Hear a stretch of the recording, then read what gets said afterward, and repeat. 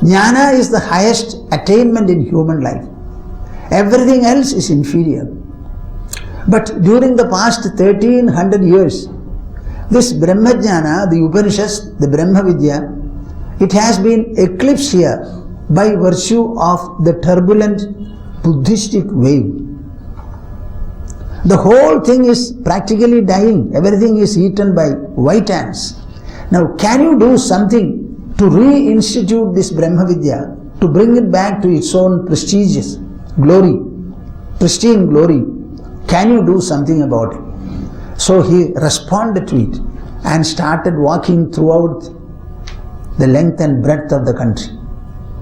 At that time, it was not public lectures as I am giving or others are giving. There was nothing like a public lecture program. So he used to hunt. There were scholarly people, people whom the society respected, leaders of different systems of thought and philosophy. So he went to each one of them himself, engaged them in a conversation, in an argument. And then the other party was allowed to speak, he also spoke. And ultimately he established what the Vedanta and the Upanishads held. Everywhere he had his victory. That is how he established. Till then, I think our Bhagavad Gita was remaining somewhere in the shelf. Nobody knew about it. The Upanishads also were unknown and unpopular. So throughout his life, during his rambling, during his wandering, he started writing commentaries. The first commentary he wrote was for Vishnu Sahasranama. Thereafter he started writing commentary, wrote it for the Upanishads, wrote it for Bhagavad Gita, and finally he wrote it for Brahma Sutras also. Thereafter he composed a number of independent treatises like Aparokshanubhuti, Atma Bodha, Viveka Chudamani, etc. But Viveka Chudamani is the last of his composition.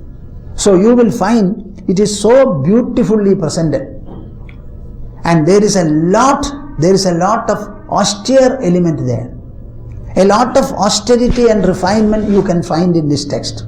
Not only that, you will find enlightenment presented in the best manner, striking manner, appealing manner.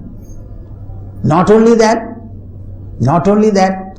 that realizational aspect, the Jivan Mukti element, that is very much evident here.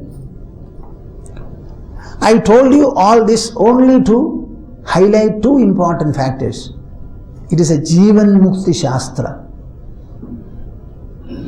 Every one of you can and should become a Jivan Mukta. I have been speaking for 56 years and even now people ask me, Swamiji, what will happen to me when I die? Nothing has happened to you when you live here. You have been living for a few decades, and has anything happened to the I in you? Huh? You started saying I, now also you say I. Tell me what change the I has undergone? When you became rich, did the I become rich? When you got married, did the I get married? Huh? See, before marriage you said I, after marriage also you are saying the I. As a boy, as a girl you said I, as an old person also you say the same I. You tell me, has there been any addition or reduction in the I? Huh? Then suppose the body dies, will anything happen to it? Instead of thinking in this manner and assuring yourself in this manner, why are you again asking the question? When I die, Swamiji, what will happen? Please ask the people who dispose of your dead body. Ask them what is happening. Something will happen to your dead body. To your dead body. Nothing will happen to you. Because nothing has happened so far. Why should anything happen? So this is actually Jivan Mukti. Understand that you are a Mukta. Mukta. Nothing can encircle or condition the I in you. All the conditioning is in the body, in the mind, in the intelligence, in the ego. But beyond that, nothing happens. Now this is that mukti stage that you should have. Completely free, all doubts dispelled, all desires dropped, possessiveness wiped off, ego dissolved. This is something that you have to achieve in the hands of spiritual wisdom. Our introspection is meant for that. Our reading is meant for that. There are so many verses. Select whichever you like. Learn them, memorize them, and start singing them wherever you are. I think mukti will follow you. Are we supposed to be lamenting in this manner? How long? The entire world is governed by nature. There are many things taking place here. There are so many Brahmas. The present Brahma is in the present tenor he has. Everything is cyclic. Nothing is here constant. Everything undergoes change. And birth and death also are there. And the tenor between the two is also there. Live comfortably, gloriously, happily, contentedly, freely, with all the refinement and goodness possible. Be kind, be loving, be sweet, be tolerant. Always coexist with the others. Share whatever you have with the others. Allow the others also to share whatever they have with you. This kind of a beautiful life you should lead. That is why spirituality is repeatedly stressed. We are unable to do it without the spiritual wisdom. Tabhyam pravardhamanasa sude samsritimatmanaha trayanam cha kshayopayaha sarvavasthasu sarvada sarvatra sarvadas sarva brahmamatra avalokanaihi sadbhava vasanadadhyad tatrayam layamashnude. There are three things here to be driven to dissolution. What are they? Chinta, Kriya and Samsriti. Chinta means various thought processes that you have. Kriya means the activities that you are performing. Samsriti means the cause for both and the result of both. Now these three should attain dissolution in your mind. And there is only one formula suggested for it. What is that formula? Sarva Brahmamatra Avalokanaihi. Shlokardhena Pravakshyami Yaduktam Grantha Kodibhi. By half a verse I shall tell you what is mentioned in Kodi Granthas. Crores and crores of scriptures. What is that? Brahma Satyam Jagan Mithya Jivo Brahmaiva Naparaha. Brahman is the only reality. The Jagat is a Mithya and Jiva is no other than Brahman. See, this is the one formula that you have to understand. So the entire secret is Sarva Brahmamatra Avalokanaihi. Everywhere see Brahman, see God. Don't ask any questions. Let your eyes see forms, but let your mind and intelligence perceive God in that. Now you are seeing God in an idol or in a picture. As you are seeing God in an idol or in a picture, you see God in all the Panchabhutas, in all the small and big products made out of them. If you can see God in the idol, can you not see God everywhere? Yes or no? Yes. Then what prevents you from seeing it? Why are you restricting your godly vision? Why are you becoming narrow? If you agree that you can see God in your idol, idol is not God, idol is idolizing God, and you use the idol to think of and to see God. In the same manner, let everything before you become an idol of God.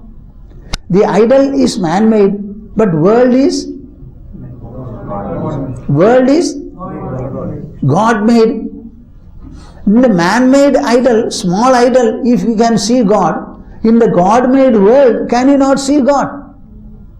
So this one formula is sufficient. Don't ask any questions. Swamiji, can we say if somebody scolds me, scolder and scolding also is God? Yes. Why not? I am only asking you to see God. I don't ask you to worship everything. See God. Everything is a manifestation of God. When you start thinking in this manner, the godliness that you try to generate becomes more and more long-standing, long-living. It becomes unbroken. By that one formula you will find your chinta, your kriya and the samsriti around you, all of them will lose their poisonous content. Our mind is very powerful.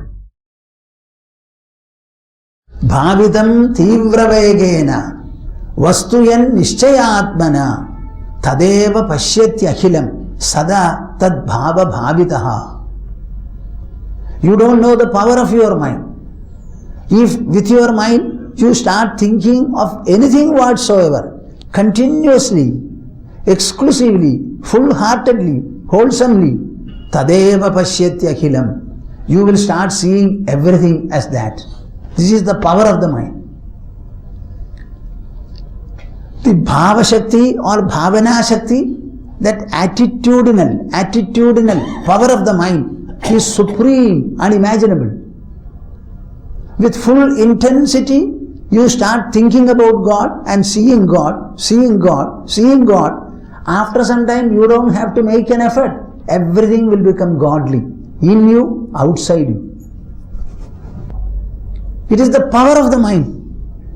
So when he says, Sarva Brahmamatravalokanaih, you should see everything as Brahman, everything as God, everything as self.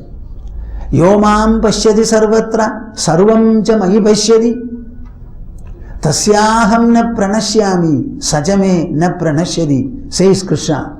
Yomam pashyati sarvatra, he who sees me everywhere and in all places. Yomam pashyati sarvatra sarvam cha mayi pashyati. Whenever he looks at everything, he should see me in everything, and he should see everything and all in me. A two-way approach. Tasyaham na pranashyami. For him, I never get lost. He will never miss me. Sachame na pranashyati. I will not lose hold of him. He doesn't have to call me separately. He is one with me. Now this seeing him everywhere, seeing everything in him, is it not a process, a pursuit, an attitude, an outlook of your own mind? Why don't you incorporate it? Why don't you pursue it? What prevents you from doing it? So this is the power and the majesty of the human mind. If you want to think, think. And in all thoughts, you should become godly and godly alone. We don't ask you not to see the variety. See the variety. But in the variety, you see the same godliness. In the same manner, here he says, Sarva Brahmamatravalokanaih Sadbhava Vasanadadhyad Tatrayam Layamashnute. Sadbhava Vasanadadhyad. By the firmness, by the intensity of the Sadbhava, Brahma Bhava. Your mind is adopting the Brahma Bhava and you intensify it. You make it wholesome, incessant, unbroken. It should not be affected by anything. Continuously think. See, even when you are miserable, in the miserableness also, why don't you think and see that it is the bliss of misery. Bliss of misery. What? Our mind produces a number of experiences. All experiences are equally of the mind. Mind itself is an expression of the Atma or Brahman. So in all the variety of experiences, I see the additional presence called Brahman or God. Can you not put this plus into the suffering? क्रियानाशे भवेत् चिन्ता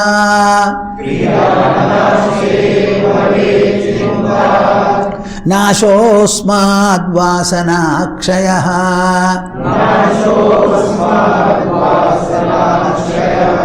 क्रियानाशे भवेत् चिन्ता नाशोऽस्माद् वासनाक्षयः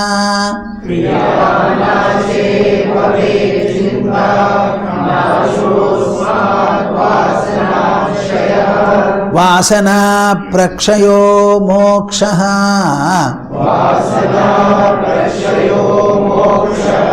सा जीवन्मुक्तिरिष्यते क्रियानाशे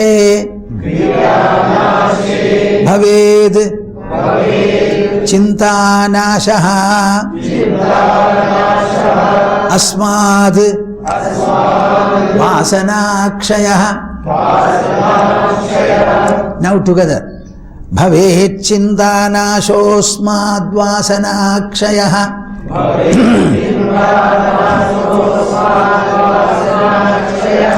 वासना प्रक्षयो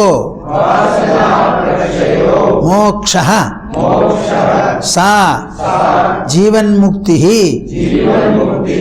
इष्यते जीवन्मुक्तिरिष्यते.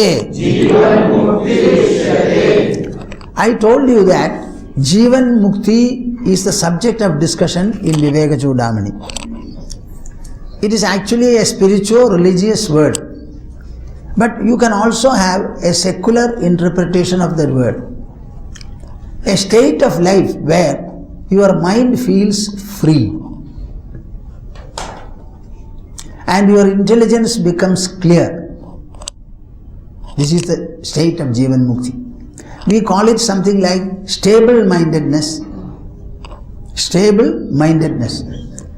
It is primarily applicable to or solely applicable to the mind and intelligence. Kriyanashe bhavet chintanashaha. You see, there is a habit and a culture in our country that some people, right from the beginning, young age, they take to the spiritual renunciational path. The idea is they don't like to involve themselves in any kind of a secular or a domestic activity or relationship. Such people are there. What do they propose to achieve, if at all? This is what they propose to achieve. When the mind right from the beginning is dissuaded from external objects and normal secular activities, then it is expected to have no desire and no allurement. That is one way. Whether it is good or bad, that is something to be thought about. So he says that Kriyanashe bhavet chintanashaha. When you don't encourage the mind by getting into worldly interactions and involvements, automatically the impressions will be less. Because these impressions are less, further motivation from these impressions will not be there. So the secular coordinate or stock of the mind becomes progressively less. Suppose you take up secular activities. After education, the first is employment. Thereafter it is marriage. Once you marry, you have 1 or 2 children. When the children are born, you cannot be indifferent to them. And when you can be indifferent, then also your mind refuses to be when they become old or when they become grown up. So these external activities certainly have an influence on the mind. Because we are working always on the mind's impressions about the world. Am I clear or not? A child is born. It is born with a body, with an equipment to interact with the world. These interactions start. The first interaction, I believe, is touch. The second interaction is perhaps taste. The third interaction is perhaps sound. And the fourth will be eyes. The smell, etc. may be still later. When all these sensory doors begin to permit impressions from the world, then the mind gets formed. And the stock of the mind is the sensory impressions. So the further activities will be triggered by the sensory impressions of the external objects. That becomes a desire. The desire gives rise to further activities. Further activities bring further impressions. So it becomes an externalized mind. Suppose you don't allow so much of externality, you don't allow, then the mind may behave in a different manner. That is what perhaps Shankara means. Kriyanashe bhavet chintanashaha asmad vasana kshayaha. I don't know whether I should tell you. After all, it is part of our country, so I should inform. There was a lady you can say she is a yogi, she was called a Yogini Mata with very eccentric and strange features. Good soul. Once she wanted to see me, so I went there to Tripayar to meet her. I had a talk with her. I asked her a few questions, she also asked. She was a very special person, would not allow anybody to take photographs, very calm and cool. And the language in which she speaks is always the imaginary Yogini Ma speaks to the imaginary devotee in an imaginative manner, etc. This is the way she talks. There was a brahmachari, most probably the boy who took me to her once. Now she started telling him, you tie your eyes, never see a woman in your life. And this boy started doing it, completely tying the eyes. Now in this century, maybe 25, 30 or 40 years back, if there was a person to say, and there was also a boy to listen to, what do you think of our country? Our country is a very great country. You cannot imagine how great it is. So there you find a clue. If the senses and the mind are not permitted to establish a contact with the world, automatically the impressions will not be there. And if the impressions are not there, the mind will not pick up a desire also. Desire for what? Even now there are people, I think there was a huge controversy whether our Shankaracharyas should ever cross the seas.